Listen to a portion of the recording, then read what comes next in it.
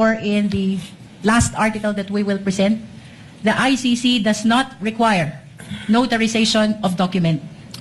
Noted, but we are not the ICC Council. Again, we're just placing... We're not the ICC. Deserve. While eating, Colonel Bato de la Rosa told me in Visayan dialect, why you summoned me, and I quote, tour, short of Arturo, my first name. Naka-istorya mi ni Mayor Inday, referring to Davao City Mayor Inday Sara C. Duterte Carpio, party sa atwang Tokhang operation. As part of our Tokhang operation, ang order ni Mayor Inday sa akon, nag-ilaylo sa NATO ang pusil, killing through shooting. Oh, Lilo. Hindi yan Lilo. Lilo yan. Sumali ka na dyan. Narito ang Balitang Pinoy TV.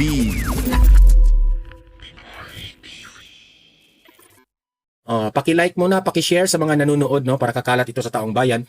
At sa mga hindi pa nakasubscribe dito sa Donmar TV, no, mag-subscribe na po kayo kasi libre lang po ang mag-subscribe, walang bayad yan. Updated pa kayo sa ating mga trending na balita. Si NBI Director Melvin Matibag humarap na dito sa impeachment court bilang witness ng mga prosecutors. Ay nako, si Matibag. Ay natitibag. Presiding officer, agad siyang binalaan. Okay? Winarningan kaagad itong si Matibag. Alamin natin mamaya bakit siya winarningan. Okay? At heto pa, pangalawa ay itong defense team ni BP Sara, kinontra ang affidavit na ginamit ni Matibag. Dahil walang notaryo at pirma. Ano ba yan? Lawyer ka pa naman, Matibag? Okay, so yun po ang pag-uusapan natin ngayon. Yun po ang ipapakita natin ngayon dito sa impeachment hearing na ito. Ito, without further ado, ito na. Atin nang panoorin itong si Matibag na humarap na sa impeachment court. Ito, magre-react tayo. Yan, play. Part of the Council for Respondents who will be standing on the other side. Will it be you, Attorney Binwan? That's correct, Your Honor. You may proceed, lead prosecutor, call your first witness. Your Honors, we are calling to the witness stand our next witness, the last witness for Article 4 threat, Attorney Melvin Matibag, the NBI Director. Yung laway mo ha. At tumulo na naman sa gilid yan. Ayan, si Matibag. Lumabas na si Matibag. Ayan. Ayan. Oh. Mayabang rin itong si Matibag eh. Oh. Nagpa-importante dyan sa Senado. Ay nako. Yan ang mga ugali nila eh. Oh, pa-importante yung ano. May grandstanding pamputa eh. Yes, ang yabang.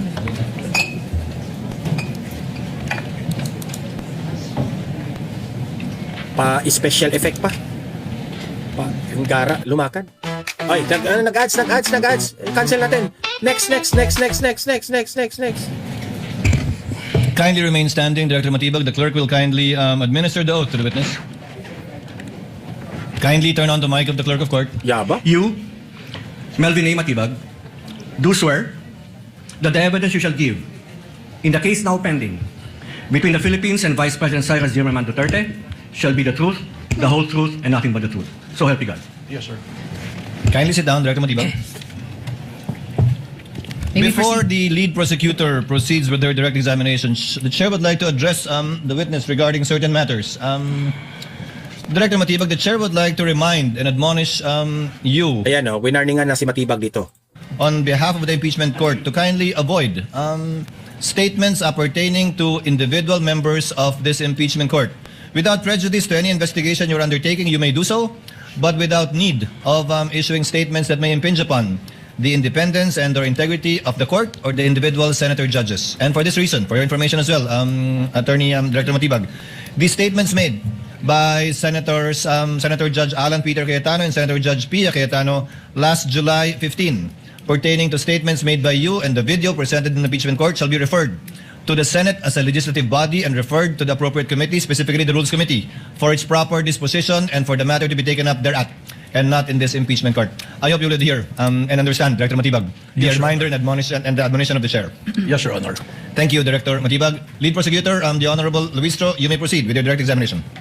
Your Honor, we are offering the testimony of witness NBI Director, Attorney Melvin Matibag, to prove the following. 1.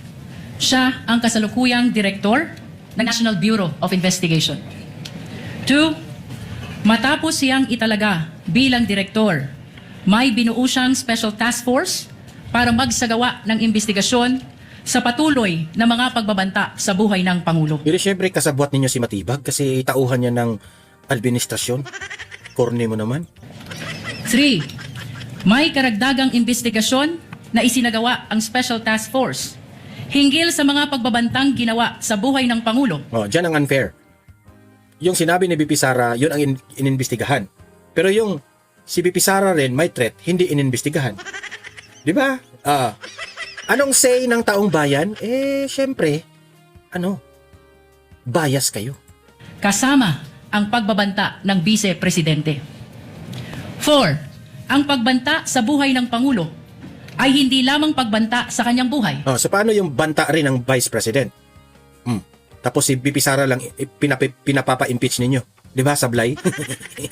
kundi pagbanta sa pambansang seguridad. 5. Ang mga natuklasan at naging resulta ng Special Task Force mula sa karagdagang investigasyon.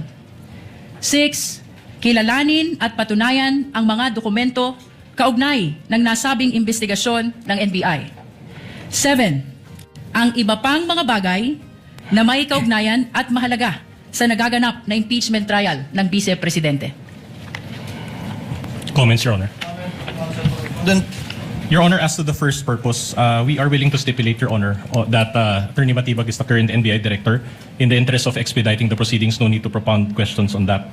Number 2, as to the task force, Your Honor, we would have to object thereto on the basis of them being irrelevant.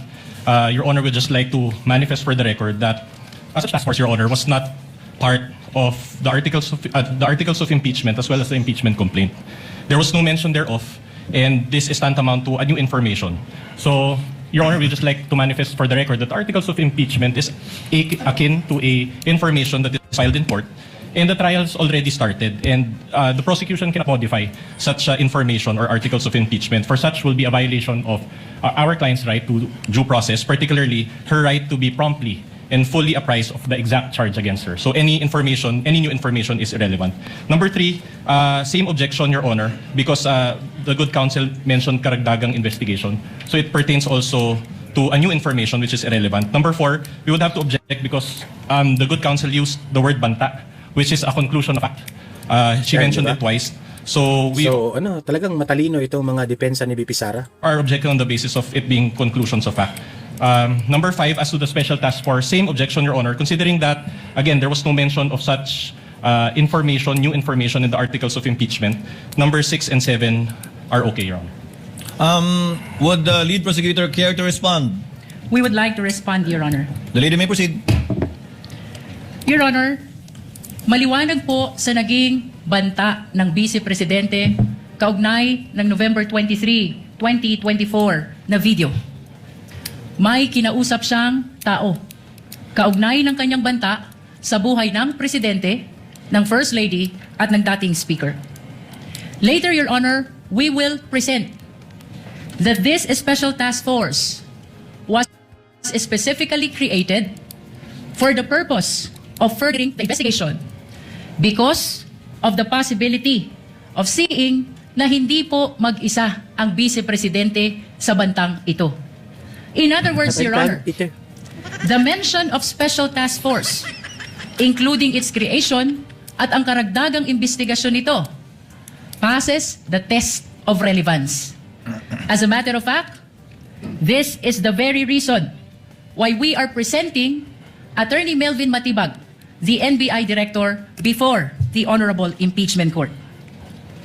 Your Honor, the defense likewise mentioned that Special Task Force was not mentioned in the articles of impeachment.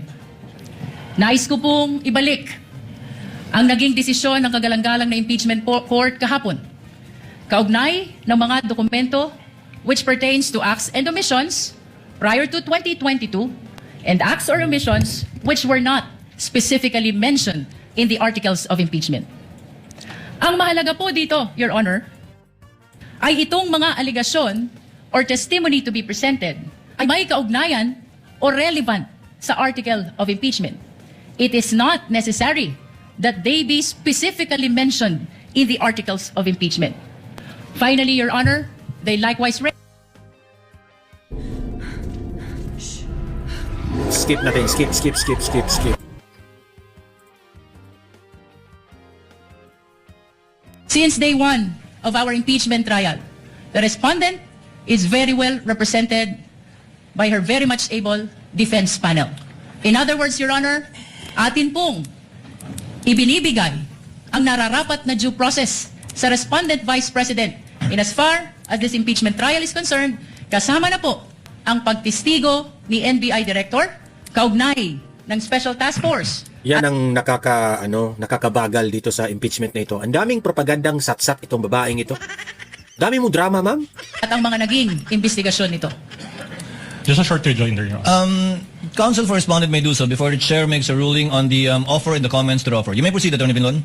Your Honor, considering that the prosecution mentioned dates prior to the appointment of Director Matibag, then we would also add as basis for our objection his lack of personal knowledge. Noted. Chair will now make a ruling. Chair reminds the lead prosecutor to skip the introduction and preliminary questions with respect to the witness being the current NBI director having been admitted by the counsel for respondent. Insofar as the phrase banta is concerned, Chair would like to remind the senator judges that that is indeed a conclusion which the prosecutors will seek to prove for our purposes. Tawagin na lamang natin o ituring na lamang natin ang mga pahayag ang binitiwan ng ikalawang Pangulo. But lead prosecutor, kindly let the witness testify and characterize it as such if he will, but it should come from the witness and not from any of the counsel for the parties. As to the task force, the task force was formed on April 16, 2026, after the impeachment complaints have been filed. Although the impeachment complaint was filed before the Senate in May, the impeachment complaints were already filed prior to the formation of the task force. And as a last point, this, if at all, would show persistence, absence or lack of it, which is an element of the crime of grave threats which the prosecution is seeking to prove. Again, not through their statements, but through the witnesses they will be presenting in the person today of Director Matibag. The chair will therefore allow the testimony, and the counsel for the respondent may object at any time with respect to the points he raised, and the chair will rule each time an objection is raised regarding that matter without prejudice. I'm already seeing what Attorney Binloan will do because he's reaching for the mic. Without prejudice to the counsel, of course, making a continuing objection with respect to his observations to the offer so that we would abbreviate the proceedings and he won't need to object each time if at all it is brought up. Would that be correct, Attorney? Yes, Your Honor, we register our continuing objection and everything subject to cross, Your Honor. Noted. The lead prosecutor may proceed. Your witness. Mr. Witness, pakisabi po ang inyong pangalan, edad, at iba pang pagkakakilanlan. Ako po ay si Attorney Melvin Matibag na kasalukuyang Director ng National Bureau of Investigation. Ang aming pong tanggapan ay may address na 9th floor, Philinvest Cyber Soul Building, Diosdado Macapagal, Pasay City. Nabanggit mo na ikaw ay isang Jollibee Burger So Station. ayan, skip natin, skip. So nagsalita na si Matibag tingnan lang natin kung matalino itong si Matibag. Pero halata naman yan na si Matibag ay ang tawag dyan, bias si Matibag. Ads pa. 2 minutes. Dito natin sa pangalawa nating Ito yung part na pumalag ang depensa ni BP Sara sa affidavit ni Matibag. Ito, play. Is there any reservations from the We are counsel? okay, Your Honor. Your Honor, if I may be recognized. We are okay with document that was marked and it does not contain the USB. Moreover, just an additional manifestation. The marked copy or marked set contains a stamp certified true copy, but it was not signed by anyone and there was no date provided. Duly noted.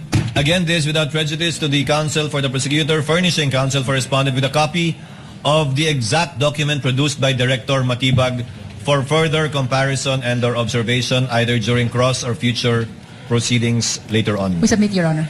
Your Honor, just a correction. There was a stamp, Your Honor, and a signature, but there was no name. Just for the record, Your Honor. Duly noted for the record. With the permission of the court, we'll be using the pre-marked document, Your Honor, for the purpose of confirmation. Likewise, with the information of the counsel for respondent, would that be okay? Then we take exception to that, Your Honor, because it was not the one that was identified by the witness in open court. What he identified was his own copy, and that copy does not contain any USB. So he does not have. He will.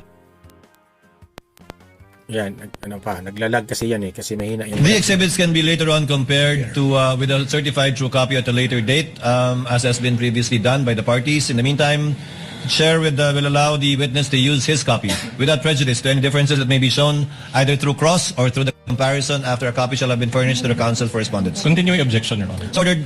May Continuing we objection is confirm, Your noted. Honor, which copy we will be using for The counsel consultation? produced by Director Matibag will be the one that will be used. Mr. Pwede Witness, kanina, binanggit mo ang tokhang. Oh, obvious talaga itong si si Luistro na hindi siya magaling na pagka-lawyer. Lawyer man ito pero hindi ko na-feel na lawyer siya eh. Parang lustay. Laud Quarry at ang Vice Presidente. Saang partikular na bahagi ng affidavit Sumayaw ka na lang, Luistro? Doon ka magaling sa sayaw-sayaw, di ba? ni Arturo Las Cañas na ipinapakita mo ngayon tumutukoy dito sa mga binanggit mo? Objection, Your Honor. Then that already goes into the contents of such affidavit. And since the witness is not the one who executed the affidavit, then he has no personal knowledge and incompetent to answer that question. Your Honor, may I respond? Moreover, the court already ruled, Your Honor. Counsel for the prosecutor may respond before the court rules on the objection. Your Honor, the witness is merely pointing to that pertinent portion of the affidavit. And later, Your Honor, for the record, we will just be asking him to read into the records. Just short rejoinder, Your Honor. Counsel for the respondent may give his rejoinder. Objection, the document will speak for itself. Chair sustains the objection, counsel for the prosecutors. The document will speak for itself, and the document will be furnished to the senator judges anyway, given that it's part of the annexes. Let the witness merely testifies to the fact that he included the affidavit of Mr. Las Cañas as part of his investigation and part of his narration of his investigation. Oh, imagine that one, si Las Cañas. Hindi pa yan panahon na Vice Presidente si VP Sara, pero sinali nila. Pati yung sinuntok na sheriff ni VP Sara, hindi na nila, tinawag yun bilang witness. Tapos ngayon, sinali pa nila ito sa impeachment. Di ba nakakatawa, di ba? To prove, quote, pattern of violence. But again, not as to the truth and the contents of the affidavit itself. Move on, counsel. With that, Your Honor, we will be requesting for the submarking of the pertinent portion of the affidavit of Arturo Las Cañas, the witness already referred to. Again, only as to tenor, but not as to the truth, counsel. For the record and for the information of the senator judges, you may do so. For purposes, Your Honor, of reference, which particular portion to be submarked, Your Honor? May we ask the witness to make reference or point which part of that affidavit he is referring to? In his investigation, counsel. Same objection, Your Honor. As part of his investigation, witness may answer. As part of our investigation, ang importante po para sa amin dito, in establishing the pattern of violence, is yung paragraph 270 and paragraph 270B and paragraph 270D. 270. For purposes of submarking, Your Honor, may we ask which particular part of paragraph 270 the witness first referred to? This is the type Yan, of nag-ads faceless pa. animated videos Skip, that helped us grow our channel 10 times in 2025. Skip, and we skip, created skip, this video skip, in under skip. 5 minutes with TuneB AI. Skip. Just Yan. Your Honor, manifestation. Counsel for respondent may proceed. All right. Your Honor, this pertains to an affidavit of Arturo Las Cañas. And on page 186, Your Honor, of such affidavit, it appears that even the signature is not a wet signature. It's a printed copy. And there's a subscription and sworn to portion thereof. But it's not notarized at all. So this is a mere scrap of paper, Your Honor. Counsel, Your Honor, the document is being presented only to seek confirmation from the witness that he is referring to this particular document as part of the investigation of Special Task Force. We are not presenting it to prove the truthfulness of the contents of the affidavit. The question only, Your Honor, is whether or not this is the document that was part of the consideration of the Special Task Force in investigating on the threat by the President to the life of the Just a President. short Your Honor. rejoinder, Your Honor. counsel may give a rejoinder Then- or additional manifestation. Then we will not allow this witness to build on the basis of a mere scrap of paper, Your Honor. Counsel, it was the counsel for respondent who chose to use this copy instead of the one previously marked. That I presume is either certified true or contains a more complete signature. Then I would have to clarify, Your Honor, that it is our position. Well, it's first of all, we are not in the position to choose for this witness. But in the event that they use this document, we manifest, Your Honor, upon perusal that such document is unsigned and unnotarized, Your Honor. This is an affidavit. So in other words, without the proper notarization and without the proper signature, then it is a mere scrap of paper. We cannot allow this witness to build his testimony based on this document. Your Honor, in fact, Your Honor, Kasi halatang gawa nila yung mga pinagsasabi nila dyan. It's just a scrap of paper. Di ba? We request, Your Honor, that this court peruse also Dapat yan talaga formal. Lahat kompleto sana. Yan ang hinihingi ng defense team. page 186 of such document. Before the court makes the presiding officer makes a ruling, Your Honor. the pre-marked document, is it notarized? Your Honor, may I raise a question to the witness so that he will answer and enlighten us on why the document is not notarized? You may Hindi na counsel, so pwede. you're admitting that it's not even Yes, your Your pre-marked Honor. copy is not notarized. Inadmit nilang hindi notarized. Sablay kayo dyan. Whether we use that copy or this one. We admit to that, Your Honor. The witness will please explain why he is using in his investigation a document and or affidavit that is not subscribed to or under oath. Ay, So it is not even an affidavit but merely a statement. na. Alam niyo po, Your Honor, sa law enforcement po, meron po tayong mga tinatawag na open source intel. At ito po yung pinadala sa Lulusot ka pa eh. Huwag ka nang palusot. atin at atin pong susundan.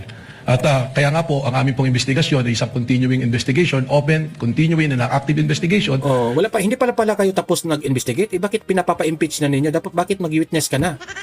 Hindi pa pala tapos eh. Tapos mag-witness ka dyan na may banta yung sinabi ni BP Sara. Sablay ka doon, matibag. Sapagkat ito bang ganitong dokumento ay amin ding ikukumpara pa. Subalit malaki po ang value ng mga itong bagay sa amin sapagkat ito po ang nagbibigay rin sa amin ng direksyon at mga leads upang amin pong magampanan ang amin pong tungkulin na mag-imbestiga. So for the second time and for the sake of clarity and then for the information and guidance of the senator judges, the document being identified by the witness is unsigned, is not notarized, not under oath, and it is only as to the fact that they used this document in their investigation or as part of their investigation, but not as to the truth of the allegations contained in that unsubscribed document that was not made under oath. Also unsigned, Your Honor. Sorry. Unsigned. Also May I make unsigned a because there's a manifestation, Your signature but it appears to be a photocopy, so it doesn't qualify as a signature. With the additional Ayon manifest- sa mga prosecutors ang photocopy ngayon ay original na raw. Sige nga, i-photocopy nyo yung i-photocopy nyo yung galunggong. Tapos kainin nyo. Of the respondent, so noted. What is the manifestation of the counsel for the prosecutors? Your Honor, based on the ICC, as relayed to us by our witness in the next article or in the last article that we will present, the ICC does not require notarization of document. Noted, but we are not the ICC counsel. Again, we're just placing We're not the ICC. Deserve. on the record and for the record the factual situation concerning the document that the witness is testifying to for the information and guidance of the senator judges. Counsel for the panel of prosecutors, may proceed. Mr. Witness, for purposes of submarking, can you read just a portion of paragraph 270, just for the guidance of the impeachment court? Again, Your Honor, same objection. The document will speak for itself. Best evidence of this statement is the document. Your Honor, we wanted As to be previously guided. ruled, the court will allow it. Again, given the limited consideration that the court will give this testimony of the witness and not as to the truth of what he will read. Witness may answer. Paragraph 270, the years of 2012 to 2013 were the birth of Tokhang operations and the evil side of enforcement in Davao City by its author, the newly installed Davao City Police Office Director Colonel Ronald Bato de la Rosa. The operations were all cleared and approved by Mayors Inday Sara Zimmerman Duterte Carpio and Rodrigo Roa Duterte. Your Honor, we are requesting that the portion read by the witness be bracketed and marked as Exhibit P4- Ito na nga mga kabalita. Ano na ang masasabi nyo patungkol sa balitang ito? Please comment down below mga kabalita. Pag-usapan natin yan sa comment section. At kung di ka pa nakasubscribe sa ating channel, baka naman